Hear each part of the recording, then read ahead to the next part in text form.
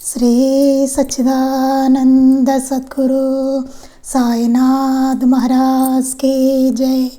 శ్రీ సచ్చిదానంద సద్గురు అలివేలు మంగమ్మ సహిత భరద్వాజ మహారాజ్ కి జై.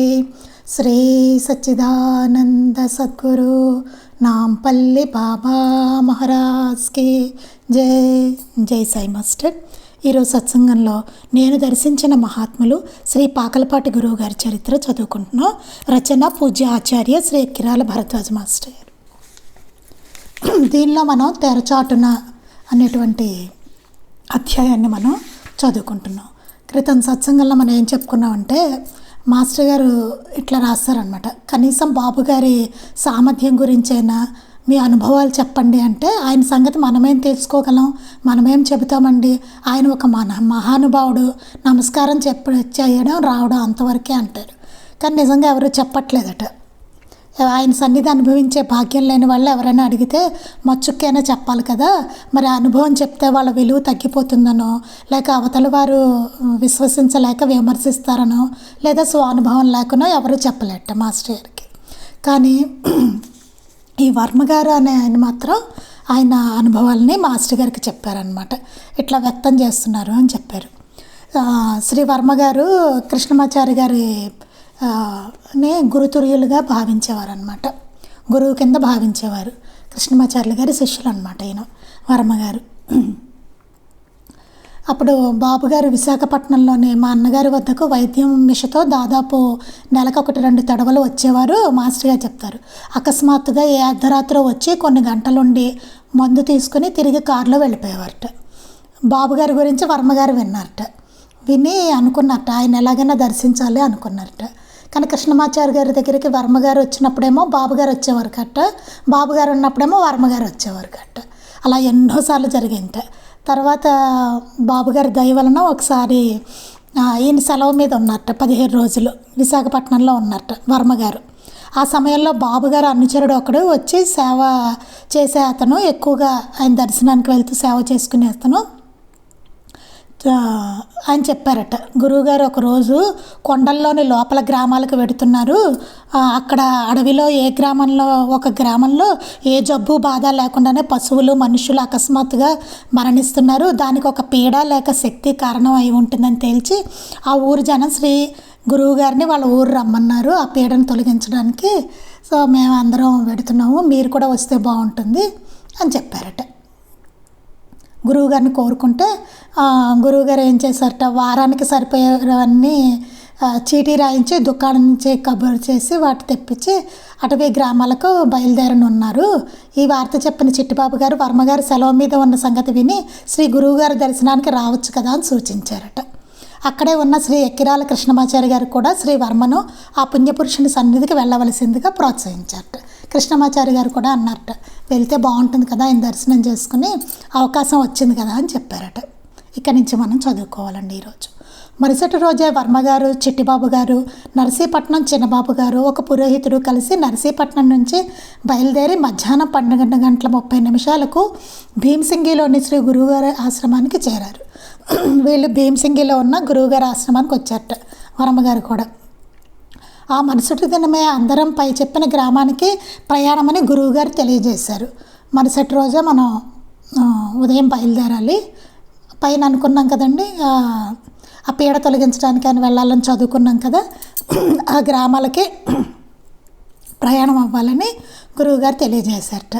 అసలు ఆ రోజే అనుకున్న ప్రయాణం ఎవరో ఆర్తులు భక్తులు దర్శనార్థం వస్తున్నారని గురువుగారిది వాయిదా వేసినట్టు తర్వాత తెలిసింది.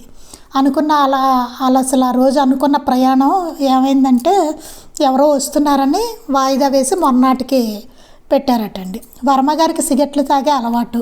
కానీ శ్రీ గురువుగారి సన్నిధిలోనూ ఆశ్రమంలో ఉన్నాం కదా అని ఆయన సంకోచిస్తున్నప్పుడు శ్రీ గురువుగారు ఆయనకు ఒక సిగరెట్ ఇచ్చి, వర్మబాబు సిగరెట్ కాల్చుకోండి, ఇది మీ సొంత ఇల్లు, మీరు కొత్తగా భయంగా ఉండనవసరం లేదు, మీరు బాగా స్వేచ్ఛగా ఉండాలి అని చెప్పారట.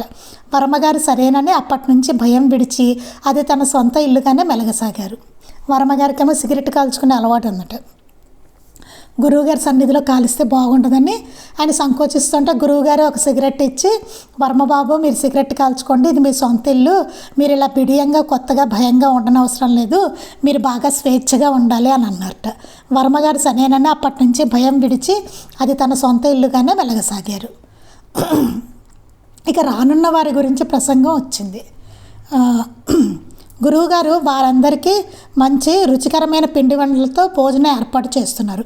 అట్లా ఎందుకు చేస్తున్నారో చెబుతూ మానవుని మనస్తత్వం గురించి, అందులోనూ పట్టణాల్లో నగరాల్లో నేటి సమాజంలో జీవించే వారిని గురించి చెబుతూ మాటల్లో అన్నారు. ఇక్కడ అడవిలో కొండల్లో జీవించే ఈ చెంచులకు అక్కడ మీ మనుషులకు అదే వ్యత్యాసం.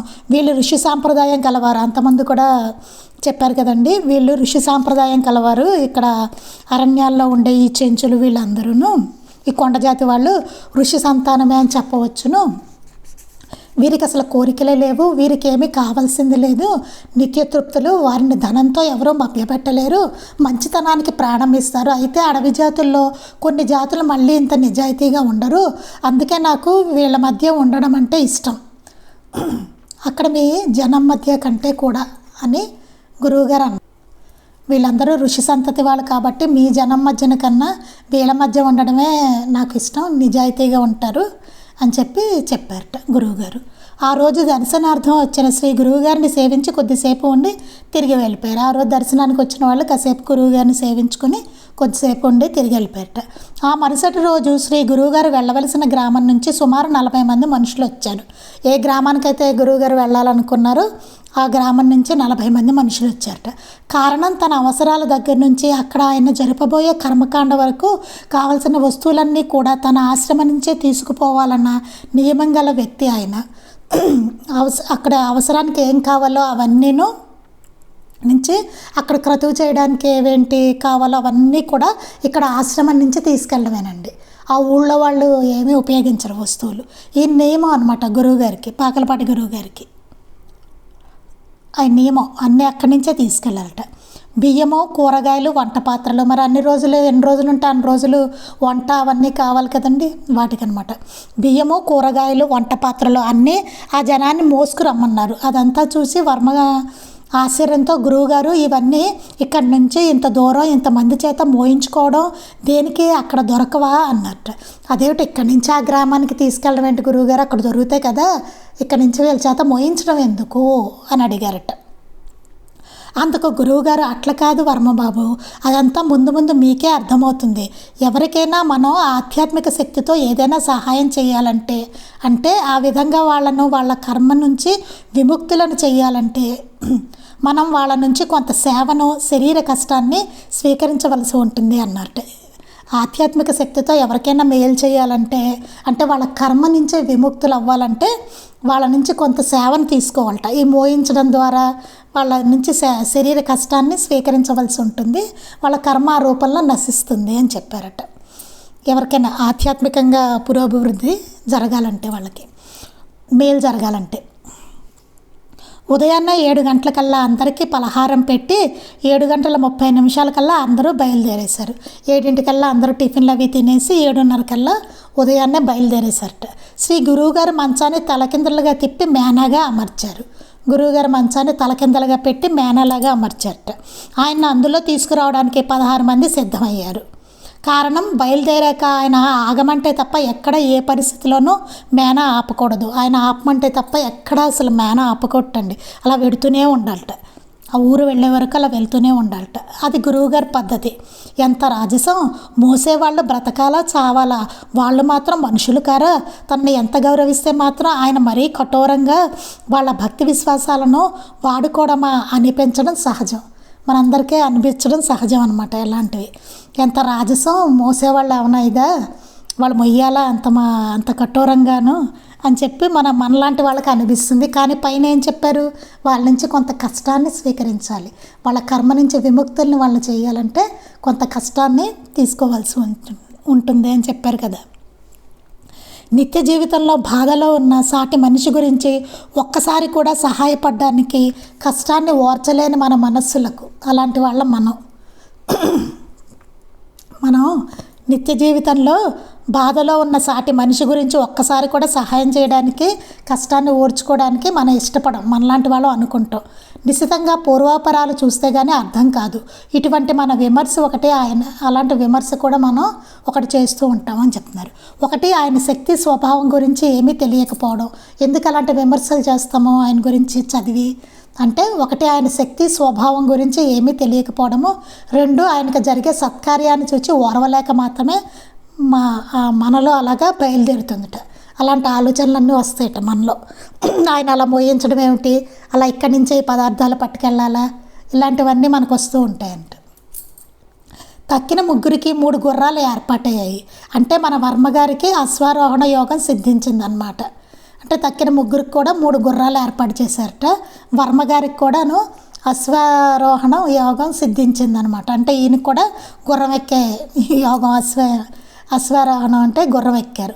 అన్నీ సిద్ధమైనా కూడా గురువుగారు అప్పటిదాకా తొందర చేసిన వాళ్ళతో అట్లానే మంచం మీద కూర్చుని ఆయన సరిగా ఏ క్షణాన బయలుదేరుతారో తేలని విధంగా నిమిషాలు గడుపుతున్నారు. కొంతసేపటికి అకస్మాత్తుగా లేచి బయలుదేరారు. ఆ బయలుదేరిన ఆకస్మికత చూస్తే ఏదో మానవాతీతమో లేక దివ్యమో అయిన సందేశం ఆయన ఆంతర్యంలో స్పందించగానే బయలుదేరినట్లు అనిపించింది. వర్మగారిని అక్కడున్న 3 గుర్రాల్లోనూ చిన్నదాని మీద ఎక్కమని గురువుగారు ఆదేశించారు. చెప్పారట. అక్కడ ఉన్న 3 గుర్రాల్లోనూ చిన్న గుర్రం మీద వర్మగారిని ఎక్కమని చెప్పారట. తాను మేనా ఎక్కుతూనే అందరినీ తక్షణం బయలుదేరమని ఆదేశించారు. ఆ మంచంలాగా మేనా ఏర్పాటు చేశారు కదండి, అది ఎక్కుతూనే అందరినీ బయలుదేరమని, తొందరగా బయలుదేరండి అని చెప్పారట గురువుగారు. పరివారంతో అంతా బయలుదేరి అడవి బాటన ప్రయాణం సాగించారు. అందరూ బయలుదేరట, అడవి బాటన పెడుతున్నట్ట. వర్మగారు గురించిన మొదటి విశేషం ఏమంటే, దారి పొడుగున సుమారు ప్రతి 5 పల్లాంగులకు ఒక పల్లె ఉంది. వర్మగారు గుర్తించిన మొదటి విశేషం ఏమిటంటే, దారి పొడుగున ప్రతి 5 పల్లాంగులకు ఒక పల్లె ఉందిట. గురువుగారు వారి ఊరి మీదుగా వెడుతున్నట్టు అప్పుడే అన్ని ఊళ్ళ వాళ్ళకి ఎలా తెలిసిందో కానీ, మేనా వాళ్ళ ఊరు సమీపించక ముందే వారు నీటి కడవలతో ఆ దివ్యమూర్తి దర్శనార్థం నిరీక్షిస్తున్నారు. వాళ్ళకి ఎలా తెలిసిందో గురువుగారు వస్తున్నట్టుగాను. ఆ చిన్న చిన్న గ్రామాలు ఉంటాయటండి మధ్యలో, ప్రతి 5 పర్లాంగులకు ఒక గ్రామం ఉంటుంట. ఆ గ్రామానికి వెళ్ళగానే అక్కడ వాళ్ళకి ఎలా తెలిసిందో మరి బాబుగారు వస్తున్నారని వాళ్ళందరూ నీటి కడవలతో ఈయన దర్శనం గురించి నిరీక్షిస్తున్నారట. అక్కడే ఒక చిన్న వేదికల వంటివి కూడా ఏర్పాటు చేశారు. అక్కడికి రాగానే గురువుగారు మేనా దిగి తిన్నగా వేదిక మీదకి నిలబడి ఆకాశం కేసి చూస్తుంటారు. ఆ ఊరిలోని జనం అంతా కడవలతో నీళ్లు తెచ్చి ఆయనకి పాద ప్రక్షాళనం చేస్తారు. ఆయన వెళ్ళి అక్కడ చిన్న స్టేజ్ లాగా అక్కడ ఏర్పాటు చేస్తే దాని మీద ఎక్కి ఆయన ఆకాశం కేసి చూస్తున్నారట.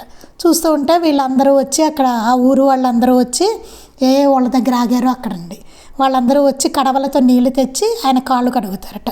ఇట్లా దారి పొడుగున ప్రతి ఊర్లోనూ జరుగుతున్నది. గురువుగారి పట్ల వారికి ఉన్న భక్తి విశ్వాసాలకు వర్మగారు ఆశ్చర్యచకితులయ్యారు. అసలు గురువుగారి పట్ల వాళ్ళకున్న భక్తికి వర్మగారికి అసలు చాలా ఆశ్చర్యం వేసింట. తమ పవిత్ర హృదయాలను ఆ గురుచరణాల మీద అంకితం చేసుకుని ఏ కోరిక లేక వారి దర్శనమే తమను పవిత్రం చేస్తుందన్న విశ్వాసం, కృతజ్ఞతలతో వాళ్ళంచా చేతులు జోడించి ఆప్యాయతతో రాక వాళ్ళ మధ్యకు వచ్చిన తండ్రిని తనివితీరా చూచుకునే బిడ్డల వలె ఉన్న వాళ్ళ ముఖాలు చూస్తుంటే హృదయం దవించి ఆయనకు కళ్ళనీళ్ళే తరిగైనాయి. అసలు ఆయనకైతే కళ్ళనీళ్ళు వచ్చాయట. అంటే తండ్రి కోసం బిడ్డలు వచ్చినట్టుగా అట్లా అనిపించింట ఆయనకి అవన్నీ. అసలు ఈ ప్రపంచంలో మానవ జాతిలో అటువంటి ప్రతిఫలం కోసం ఆశించని ప్రేమ విశ్వాసాలు ఇంకే ఉన్నాయా అని ఆశ్చర్యం కలిగింది వర్మగారికి అనిపించింట. ఇంకా ఇలాంటి ప్రపంచంలో ఏ ప్రతిఫలమో ఆశించకుండా ఇలాంటి ప్రేమ విశ్వాసాలు ఇంకా ఉన్నాయా అని ఆశ్చర్యం కలిగింటే వర్మగారికి. నిజమే, సరిగా ఆలోచిస్తే గురువుగారు వాళ్ళ భక్తి ప్రేమలకంతా పాత్రులేలా అయినారో ఊహించడం కష్టం.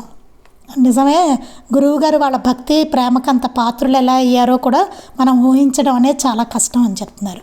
వారు పట్టణ వాస్తవ్యులలాగా ఉద్యోగాలకు సిఫార్సులు కోరరు. మనలాగా ఉండవు వాళ్ళ కోరికలేమి. ఉద్యోగం రావాలి మాకని సిఫార్సు కోరరు.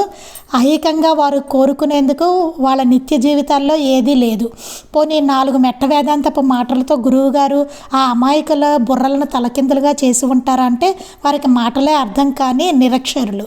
పోనీ ఏమైనా చెప్పి వాళ్ళ బుట్టలో అట్లా వేసుకున్నారా? పోనీ అని అనుకుంటే వాళ్ళకి అసలు ఏమి అక్షర జ్ఞానం కూడా లేదు. వాళ్ళేమో నిరక్షరాస్యులు.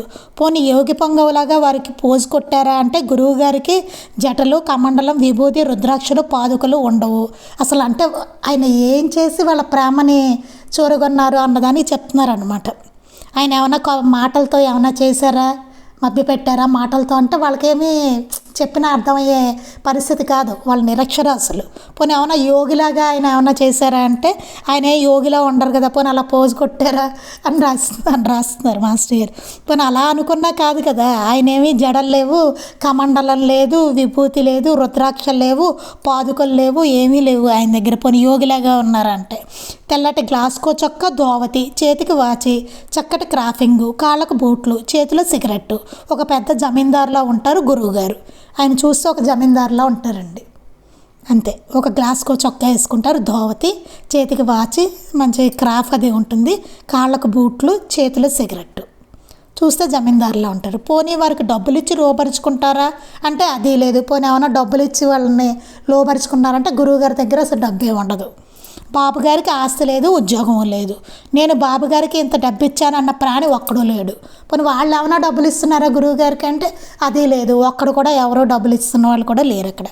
ఎవరైనా అనాయాచితంగా పైకం ఆయన ముందు సమర్పణగా ఉంచినా అది వెంటనే వారే తీసుకోవాల్సిందే. ఎవరైతే అక్కడ డబ్బులు పెట్టారో వాళ్ళు తీసుకోవాల్సిందే. గురువుగారు డబ్బులు తీసుకోరు.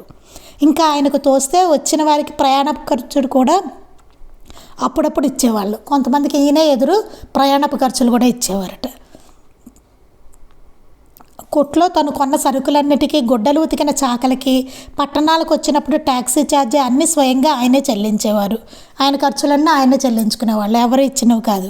పోనీ చెంచులకు మంచి మంచి పదార్థాలు తినబెట్టి లోబరుచుకుంటారా అంటే వాళ్ళకి ఆయన దర్శనం లభించడమే మహాభాగ్యం. పోనీ ఏమైనా మంచి తినుబండరాలు అట్లాంటివి పెట్టి లోబరుచుకున్నారా అంటే అలాంటిది లేదు. వాళ్ళకి ఆయన దర్శనం లభించడమే మహాభాగ్యం.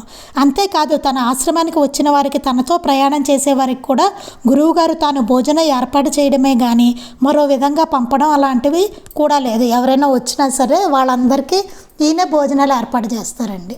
ఏర్పాటు చేసి భోజనాలు పెట్టి తృప్తిగా పంపుతారనమాట. అంతేగాని ఎక్కడి నుంచి ఎవరి నుంచి డబ్బులు స్వీకరించడం కానీ ఏమీ ఉండదు. అవి ఎలా వస్తున్నాయంటే ఎవరికి తెలియదు. అది ఏ తమలపాకులతోనో ఏ తుపాకులతోనో క్రూర మృగాల నుంచి వాళ్ళని రక్షించి వాళ్ళ కృతజ్ఞతకు పాత్రలవడానికి వారి దగ్గర తుపాకీయే ఉండదు.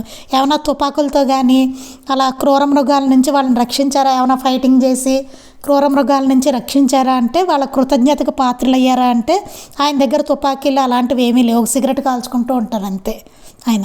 కానీ ఊరి మీద పులిపడ్డ గొడ్లను చంపుతుంటే గురువుగారికి మొరపెట్టుకుంటే ఇంక రాదులే, భయం లేదు, వెళ్ళు అంటారు. ఎవరైనా వచ్చి ఇలా పులి వస్తుందండి మా ఊరి మీద పడింది అని మొరపెట్టుకున్నారనుకోండి, ఇంకా రాదులే, భయం లేదు, వెళ్ళు అంటారు అంతే. ఇక ఆ పులి రావడం అంటూ జరగదు. జరిగేది అదే, అంతకన్నా ఇంకేమీ లేదు అక్కడ.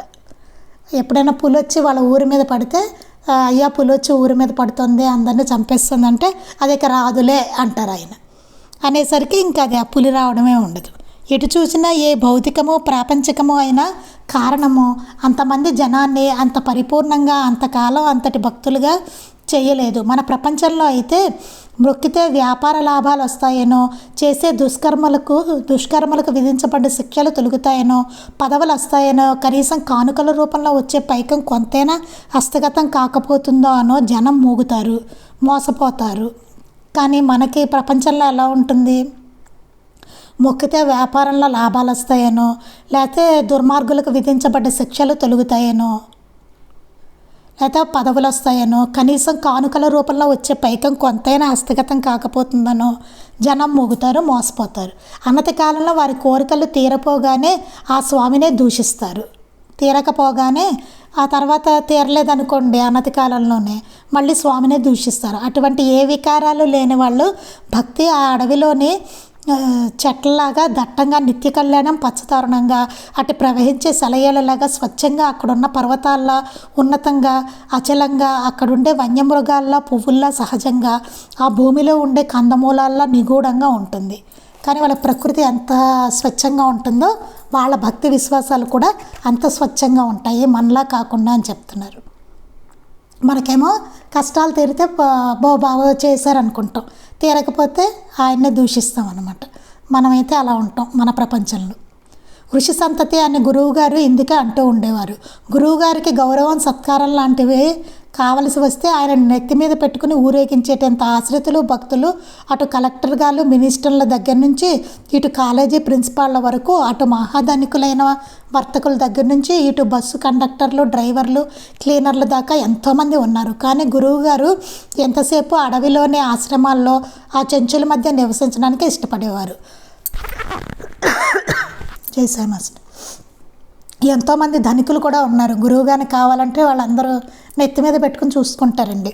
కానీ ఆయనకి మాత్రం ఆ అడవిలో చెంచుల మధ్య నివసించడానికే ఇష్టపడేవారట.